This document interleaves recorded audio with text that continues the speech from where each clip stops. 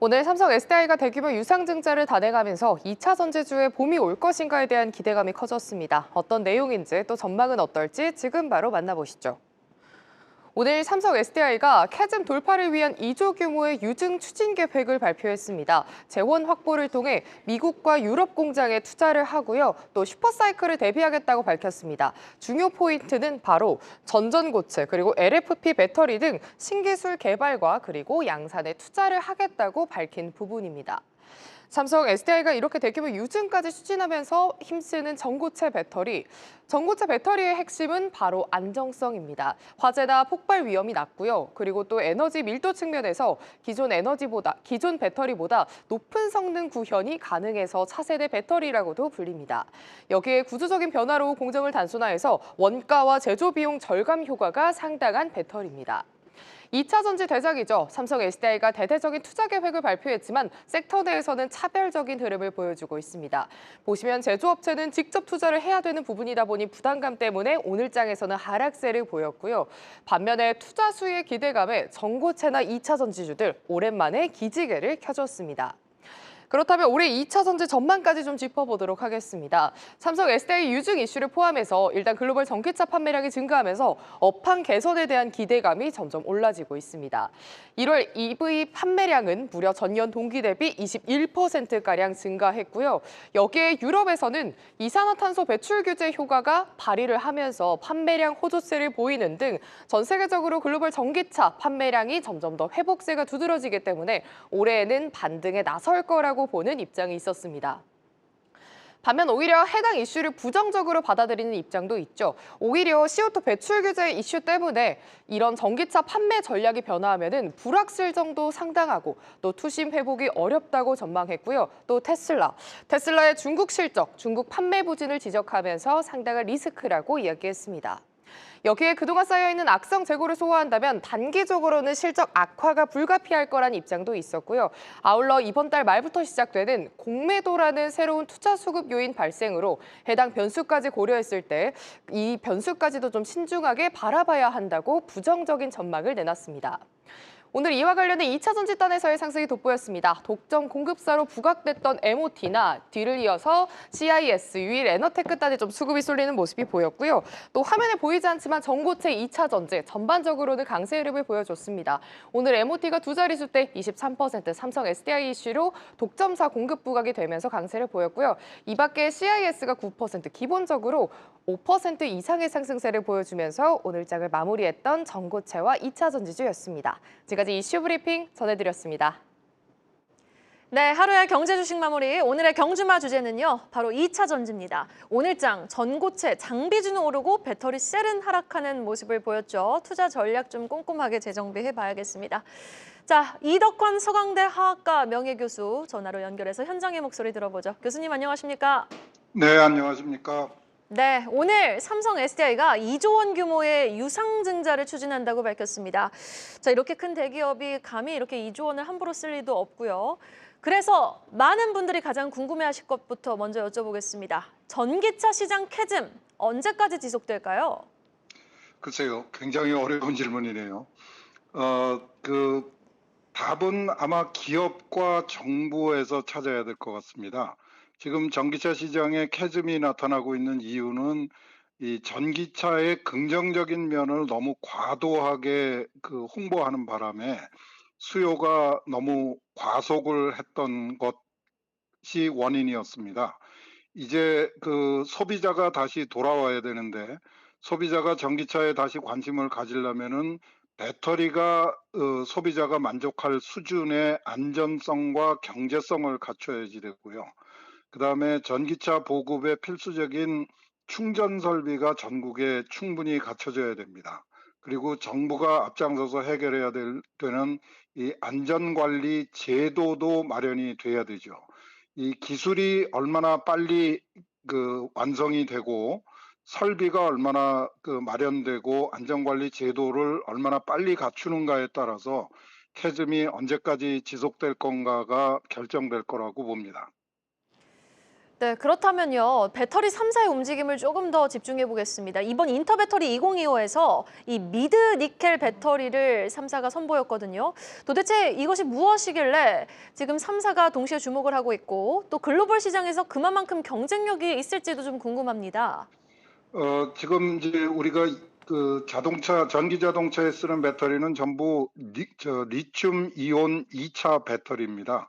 그런데 이제 그 소재에 따라서 여러 가지 종류가 있는데 지금 현재 가장 많이 쓰고 있는 거는 그 중국이 선도하고 있는 리튬 인산철, 우리가 흔히 LFP라고 부르는 배터리가 가장 많이 활용이 되고 있는데 이 중국의 영향력이 너무 큰 셈이죠. 그러니까 우리 기업들은 중국하고의 과도한 경쟁을 피하기 위해서 새로운 영역인 니켈, 코발트, 망간, NCM이라고 하는 소재를 지금 열심히 개발을 하고 있습니다.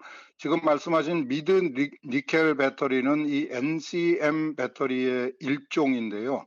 여기에 들어가는 니켈이 문제입니다. 니켈은 소재 값이 비싸고 이 화재의 원인으로 알려져 있기도 합니다. 그래서 니켈의 함량을 줄이는 그런 기술을 개발하고 있습니다. 그래서 미드 레벨의 니켈을 사용하는 NCM 배터리를 개발을 하고 있는데 니켈을 적게 쓰면은 배터리의 출력이 줄어듭니다. 그거를 이제 극복하기 위한 새로운 기술이 필요한 것이죠. 네, 그렇군요. 자, 그리고 배터리 3사에서 집중하는 또 하나, 차세대 배터리인 이 꿈의 배터리인 전고체 배터리 아니겠습니까? 예. 지금 3사가 전고체 배터리 상용화에 박차를 가하고 있는 가운데 사실 이것이 워낙 꿈의 배터리로 불리는 만큼 언제쯤 좀 상용화가 될지, 현실적으로 좀 이용이 될지 가장 궁금해하실 것 같아요. 지금 현황 어떻습니까? 지금 여러 기업이 열심히 노력을 하고 있는데 미래의 배터리입니다. 아직 완성품이 상용화가 되어 있는 것은 아니고요. 리튬이온 배터리는 성능은 굉장히 뛰어납니다. 그런데 가장 심각한 게 이제 화재의 가능성이죠. 이 화재의 가능성을 차단하는 기술이 필요한데 이 전고체 배터리가 그 중에 하나의 대안으로 제시되고 있습니다. 리튬이온 배터리에서 일어나는 화재는 대부분 독성이 강하고 폭발력이 강한 액체 전해질이라는 거를 내부에 쓰고 있습니다. 이 액체 전해질을 전부 고분자 고체로 대체하는 게 전고체 배터리입니다. 그러면 이제 화재도 줄어들고 만약에 화재가 발생하더라도 그 폭발이나 독성은 해결할 수 있을 거다 하는 기대를 하고 있습니다. 그러면서 안전성도 개선이 되고 에너지 밀도도 높아져서 더 많은 전기를 저장할 수 있는 대안으로 소개가 되고 있는데 문제는 이제 기술입니다. 지금 시제품은 만들고 있는데 이거 값이 비싼 게 문제죠. 값을 얼마나 빨리 떨어뜨리고 안전성과 효율을 얼마나 확실하게 확보하느냐가 문제입니다. 이건 뭐 기업의 창의성에 기대하는 수밖에 없고요. 그렇다고 이 전고체 배터리가 나오면 모든 문제가 해결되느냐? 그건 또 아닐 겁니다. 또 새로운 문제가 발생할 거고, 우리가 이 전고체 배터리를 얼마나 빨리 개발하고, 얼마나 좋게 개발하고, 그리고 얼마나 우리 사회가 잘 활용할 수 있는가에 대한 준비가 필요한 상황입니다. 네, 알겠습니다. 여기까지 좀 구체적인 설명 잘 들어봤습니다. 오늘 여기서 인사드릴게요, 교수님. 네, 감사합니다. 자, 또 시장은 이 같은 이슈를 어떻게 흡수를 하고 반응을 해줄지 한번 천천히 짚어보겠습니다. 오전부터 삼성 SDI가 낙폭을 만회하지 못하면서 52주 신저가를 찍고 급락하면서 마감을 했거든요. 그런데 전고체 배터리라든지 장비 쪽은 또 상승 마감을 했어요. 대표님, 2차 전지주 투자 전략 어떻게 좀 가져가야 될까요? 삼성 SDI가 이제 유증 발표하기 전에 미국 전력기업가 4천억대 이제 ESS 공급 계약 소식을 발표를 하고 나서 나왔는데 장 초반에는 그래도 좀 상승하는 모습이 나왔습니다. 근데 이제 그 유상증자의 지금은 예정인데요. 예상 발행가액이 16만 9천 원인데 코로나19 당시에 삼성 SDI의 저점이 사실 18만 원이었거든요. 네. 예, 물론 이제 그거는 변할 수 있는데 이제 지금 관점에서 봤을 때는 이게 되게 부정적으로 좀 인식되지 않을까라는 생각을 개인적으로 했었는데 일단 시장은 근데 장 초반에는 상승을 하다가 이제 점차 하락하는 쪽으로 갔는데 장비주 같은 경우에 오늘 강세를 보였던 거는 뭐 468 배터리 투자 소식에 관련주들이 이제 긍정적인 영향을 좀 받고 소재주들도 사실 차별화된 모습을 보였었던 게 오늘 에코프로 BM은 2%대 하락이 있었지만 또 에코프로 같은 경우에는 또 4%대 상승이 있었거든요. 그래서 캐즘 극복에 대한 그런 부분에 대해서도 앞서서 이제 전화 연결해서 되게 이제 어려운 질문이다라고 하셨었는데 사실 그거는 아직 누구도 알 수 없는 그러한 부분인 거고 그리고 이제 그러면은 글로벌 동향을 봐야 되는데 테슬라하고 BYD의 지금 행보가 굉장히 다릅니다. 지금 테슬라는 계속해서 지표가 안 좋게 나오고 있고 그리고 이제 중국과 관련된 전기차 회사들은 지금 유럽이나 이쪽에서 좋은 숫자가 데이터가 나오고 있다 보니까 이런 부분들이 그러면 어느 쪽에 서야 진짜 이 회사들이 수혜를 받고 그리고 우리가 생각하는 호황이라고 하면은 그 둘이 서로 잘 되면서 싸우는 게 사실 업황이 좋아진다라는 건데 이제 누군가의 한쪽으로 쏠리고 있으니까 또 그거에 대한 고민을 우리가 또 할 수밖에 없다라는 점이 투자 판단에 굉장히 어려움을 주고 있는 것 같고 그러나 이제 올해 하반기부터는 낙폭 과대 그리고 업황 개선에 대한 기대감으로 충분한 상승은 가능할 것 같다라고 보고 있어서 그래서 사실 참 어려운 질문이기도 한데 중기 이상을 바라보는 투자자분들은 예를 들니까 살 때 따라 사는 게 아니라 빠질 때마다 사는 게 차라리 오히려 더 유리한 포지셔닝을 가져갈 수 있지 않을까라고 보고 있습니다. 네, 알겠습니다. 빠질 때마다 좀 사서 모아가는 전략이 좋겠다라고 말씀해 주셨고요. 자, 오늘 사실 중국 상해 종합 증시에서도 CATL이라든지 BRD가 뭐 각각 3% 한 6% 상승 마감을 했거든요. 글로벌리 뭐 지금 확실히 좋은 신호도 감지가 되고 있는 건 사실이에요. 중국에서 뭐 유럽에서 전기차는 계속해서 꾸준히 수요가 늘어나고 있는 상황 속에서 사실 테슬라는 뭐 불매 운동도 있지 또 정치적 리스크도 상존하지 참 복잡하거든요. 테슬라의 실적은 좀 개선이 될 거라고 보십니까, 김영재 이사님? 네, 일단 실적이 작년 4분기도 별로 안 좋았는데 일단 1분기까지는 좀 안 좋다라고 볼 수 있다고 보고 있습니다. 그 이유는 아무래도 뭐 최근에 보시면 주가도 그거를 많이 반영하고 있는데 작년 12월 고점 대비 지금 50% 단기 급락을 한 상황인데 트럼프 당선 이전보다도 더 하락했습니다. 그래서 트럼프 플레이로 이제 그런 에 들어가면서 주가가 100% 이상 단기 급등했는데 이것이 다 빠졌습니다. 뭐 아무래도 지금 실적에 대한 그런 하향 전망치가 나오면서 목표 주가와 하향 러시가 나오고 있는데 뭐 사실 목표 주가는 뭐 주가의 약간 후행 지표라는 점에서 그렇게 큰 의미를 둘 필요는 없지만 최근 테슬라 판매가 확실히 부진하다는 지표들이 많이 발표되고 있다는 거는 좀 눈여겨보실 필요가 있다라고 보고 있습니다.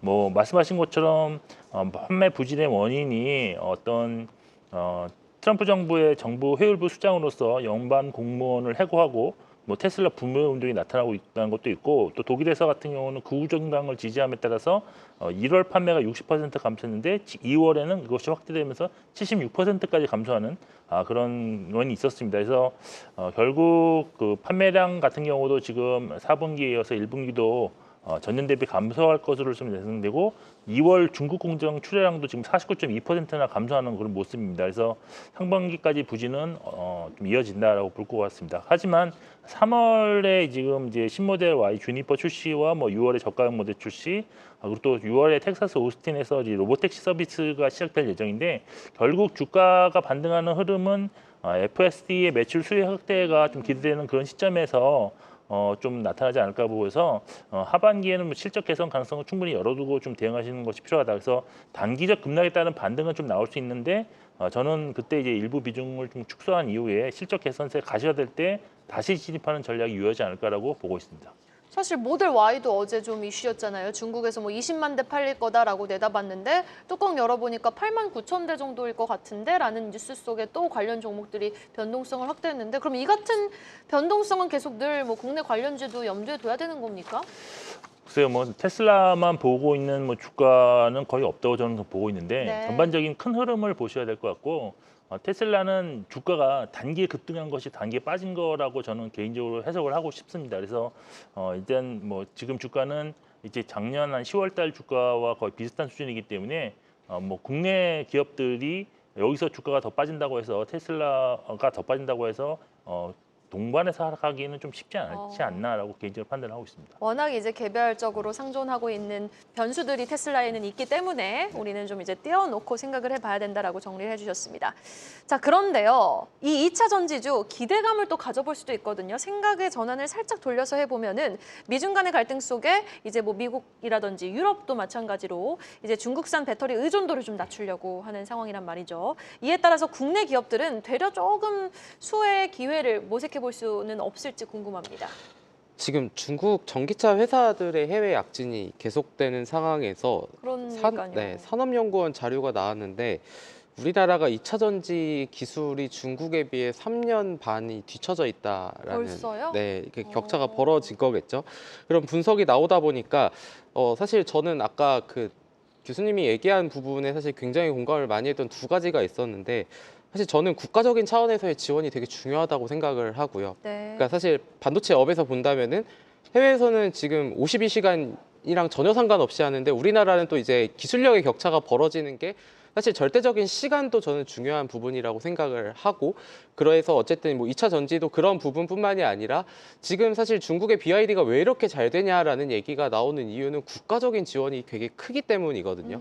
그러다 보니까 이제 우리나라도 그런 부분에 있어서 병행이 돼야 되고 그리고 그 두 번째로 인상이 깊었던 거는 저희가 지난달에 한 30페이지짜리 산업보고서를 하나 쓴 게 있는데 캐즘 극복의 열쇠는 저는 충전 인프라라고 생각을 하거든요. 그러니까 전기차가 아무리 예쁘고 아무리 좋고 효능이 좋다 하더라도 그러니까 우리 그냥 핸드폰 생각하면 되거든요.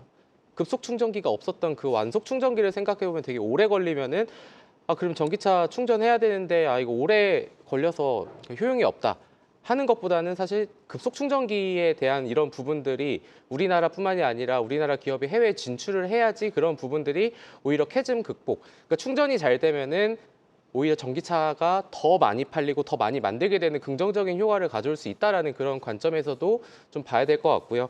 그러다 보니까 어찌됐든 투자의 전략 관점으로 본다면은 과거를 우리가 또 생각을 해보면은 예전에 이제 2차 전지가 정말 잘 갔을 때 투자자분들의 고민거리 중 하나는 왜 소재는 잘 가는데 장비는 안 가? 라는 부분이 사실 되게 얘기가 맞아요. 많았었는데 사실 그거는 앞으로 2차 전지가 반등을 하는 그림에서도 비슷할 거로 저는 보기 때문에 일단은 만약에 굳이 장비주와 소재주를 나눠서 투자해야 된다라고 한다면은 저는 7대3에서 8대2 정도는 소재 쪽에 더 집중을 해야 된다라고 생각합니다. 네, 알겠습니다. 되려 장비 쪽보다 소재주에 우선 관심이 필요하다. 일단 공장이 지어지면은 장비가 들어가니까 장비 쪽에 또 사람들이 많이 이목이 쏠릴 수 있지만은 지금 현 시점에서 좀 소재주가 좀 더 유리해 보인다라고 말씀해 주셨고, 자, 그렇다면 우리 김영재 이사님은 유럽 전기차 시장 성장은 계속해서 감지가 되는데 국내 배터리 쪽에는 그 시장 성장과는 맞물리지 못하고 좀 동떨어진 모습인데 계속해서 이런 디커플링 현상이 일어날 거라고 보세요?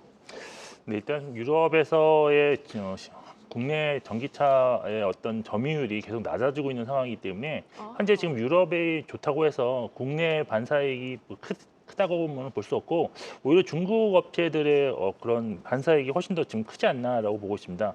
지금 사실 전반적으로 뭐 지금 2차 전지 업황이 실적도 그렇고 주가도 그렇고 바닥을 확인하는 과정이 아직도 진행 중이다라고 볼 수밖에 없는 상황인데 현재 진행 중인 유럽에서의 어떤 판매량이 뭐 30% 이상 크게 증가하는 것은 유럽에서의 어떤 유럽 연합이 강화된 이산화탄소 배출 규제를 대비하기 위해서 완성차들 업체들에게 전기차 판매 비율을 좀 높이라는 그런 거를 규제를 강화했기 때문인데 아무래도 이제 그러기 위해서는 결국 단기적으로 처방할 수 있는 방법은 결국 전기차 가격을 낮추고 내연기관의 가격은 동결시키든지 올리는 방법이었습니다. 그래서 지금 현재 유럽에서는 그렇게 전기차가 잘 팔리고 있는데 그렇다면 이것이 계속 지속될 것이라는 것에 대해서도 사실은 좀 의문이 있습니다. 왜냐하면 지금 약간 규제를 완화해주는 측면으로 지금 3월 5일 날 EU에서 지금 이제 1년 단위가 아니라 그 규제되는 그 양을 3년 단위로 지금 측정하겠다 이렇게 했기 때문에 좀 미흡했던 완성차 업체들은 시간을 번 것이 아닌가. 그래서 지금 그 같은 대폭적인 할인 가격 정책이 지속될지는 좀 지켜봐야 된다라고 보고 있습니다. 따라서 실적에 대해서는 아직도 불확실성이 있다라고 저는 개인적으로 보고 있고요.